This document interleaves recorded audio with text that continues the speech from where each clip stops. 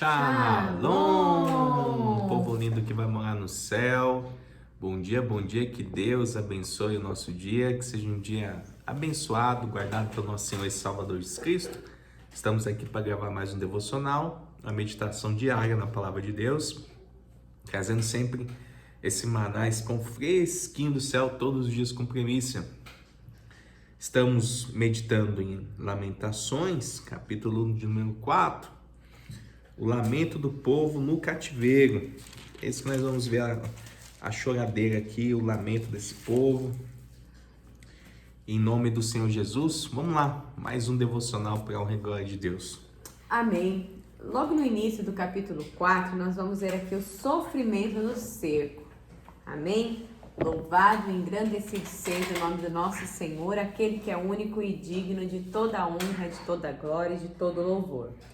Como se escureceu o ouro, como se mudou o ouro refinado, como estão espalhadas as pedras do santuário pelas esquinas de todas as ruas.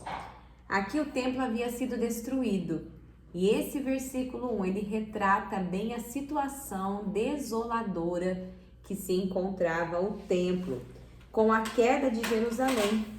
Então a referência é ao povo de Israel como santuário de Deus. Olha para você ver que aqui começa a se ter uma outra visão do povo como santuário de Deus. Então o povo de Deus era o verdadeiro tesouro da cidade.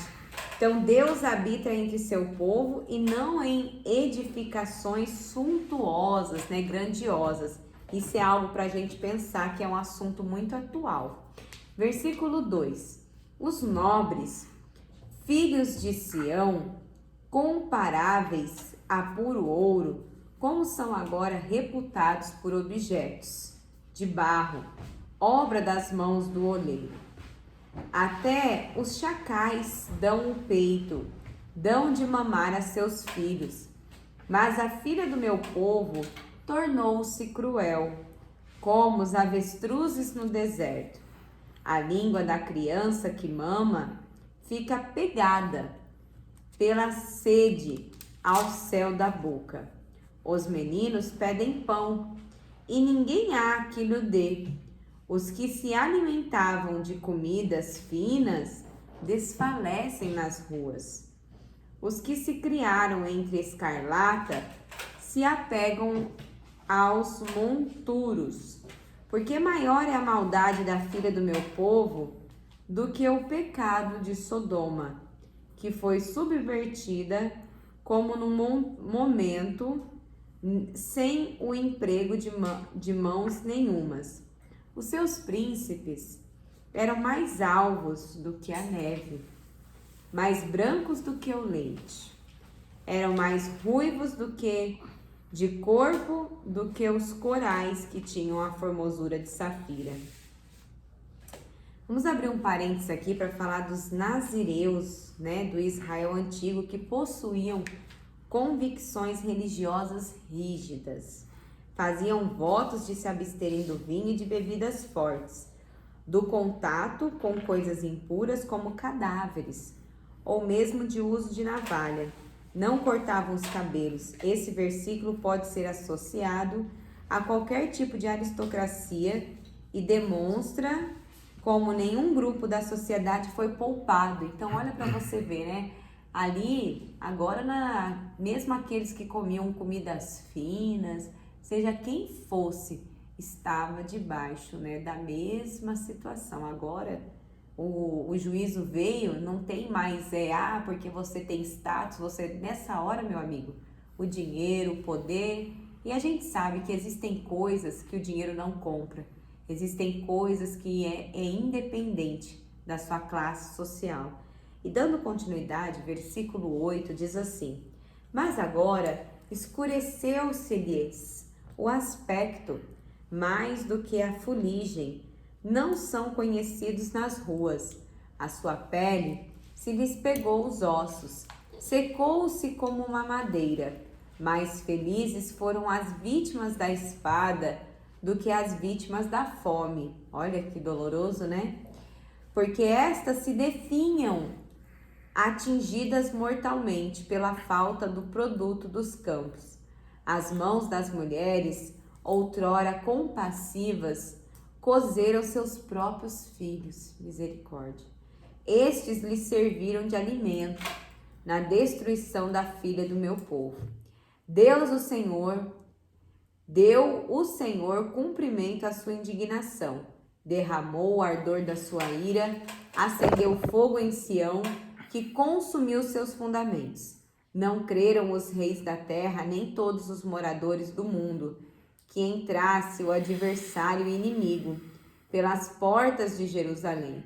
Foi por causa dos pecados dos seus profetas, das maldades dos seus sacerdotes, que se derramou no meio dela o sangue dos justos.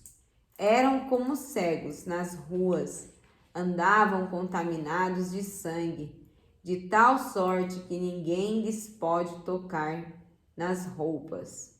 Apartai-vos, imundos, gritavam-lhe. Apartai-vos, apartai-vos, não toqueis. Quando fugiram, errantes, dizia-se entre as nações, jamais habitarão aqui. A ira do Senhor os espalhou, ele jamais atentará para eles. O inimigo não honra os sacerdotes, nem se compadece dos anciões.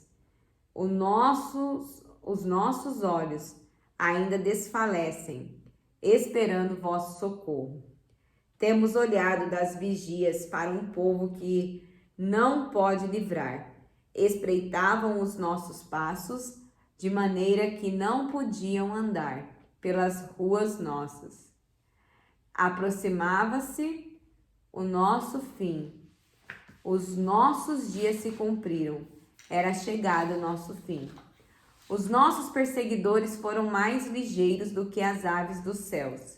Sobre os montes nos perseguiram, no deserto nos armaram ciladas. O fôlego da nossa vida, o ungido do Senhor, foi preso nos forjes dele dizíamos, debaixo da sua sombra, viveremos entre as nações. Regozija-te e alegra-te, ó filha de Edom, que habitas na terra de Uz.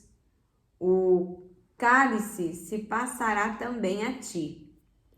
Embebedar-te-ás e te desnudarás. O castigo da tua maldade está consumado, ó filha de Sião. O Senhor nunca mais te levará para o exílio. A tua maldade, ó filha de Edom, descobrirá os teus pecados. Aleluia. Glórias a Deus. Então aqui, a gente vê aqui no versículo 10, né, diz assim, ó: as mãos das mulheres, outrora compassivas, cozeram seus próprios filhos. Durante o sítio violento, o destino das crianças foi particularmente trágico. O cúmulo da degradação ocorreu quando as mães cozeram e comeram os próprios filhos, porque não havia o que comer. A prática do canibalismo acentua ainda mais os homens do sítio. Os edomitas, eles eram descendentes de Esaú e inimigos antigos de Israel. Edom ficava localizada ao sul do Mar Morto, e esses versículos enfatizam que Deus irá julgar os inimigos de Israel em seu tempo. O povo de Jerusalém ficou sitiado por 2 anos dentro dessa muralha, né, que é a fortaleza da cidade, e em volta os inimigos, né, acampados. Então, chegou a amontoar cadáveres dias após dias, chegando mal, em função da escassez de alimento, ao ponto da própria mãe ter que comer o próprio filho. Que situação lamentável, né? Só que a pergunta é, será que isso não acontece nos nossos dias de hoje, atuais? Talvez isso não esteja explícito, né, diante dos nossos olhos, mas quantas pessoas na África a gente não vê, né, passando fome, ali em necessidade, não tendo o que comer, e tantos outros países, né? E a gente tem tudo, né? Deus provê tudo na nossa vida, e aí muitas das vezes ainda reclamamos, né, da provisão de Deus, aí que não é o suficiente, né? Eu quero dizer para você, seja grato, né, pelo pouco que você tem, seja muito ou pouco, dê glória a Deus, né? Porque com certeza tem pessoas que estão padecendo necessidade, estão aí passando por situações muito difíceis e queria ter o que você tem hoje, né? Então a gente tem que ser grato ao Senhor. Sim, a gratidão é uma chave poderosa. Seja grato nesse dia, pratique a gratidão. Amém? Amém. Vamos orar? Pai, a Ti nós rendemos, Senhor, a nossa oração, a nossa adoração a Ti, Senhor, para que seja um despertar, Senhor, esse devocional na vida dos nossos irmãos, na nossa vida, para a gente dar valor, Senhor, naquilo que a gente tem da nossa liberdade. Nós não estamos aqui sendo sitiados, nós somos livres para adorar o Senhor e não nos falta nada, né? Nós somos aqui abençoados pelo Senhor, porque o Senhor provê o alimento todo dia, a saúde, a vida espiritual. Então, cara, que a gente possa ser humanos melhores aqui nessa vida terrena. Em nome do Senhor Jesus, amém e graças a Deus. Amém. Lâmpada para os meus pés é a palavra do Senhor e luz que clareia o nosso caminho. Que Deus abençoe seu dia. Shalom.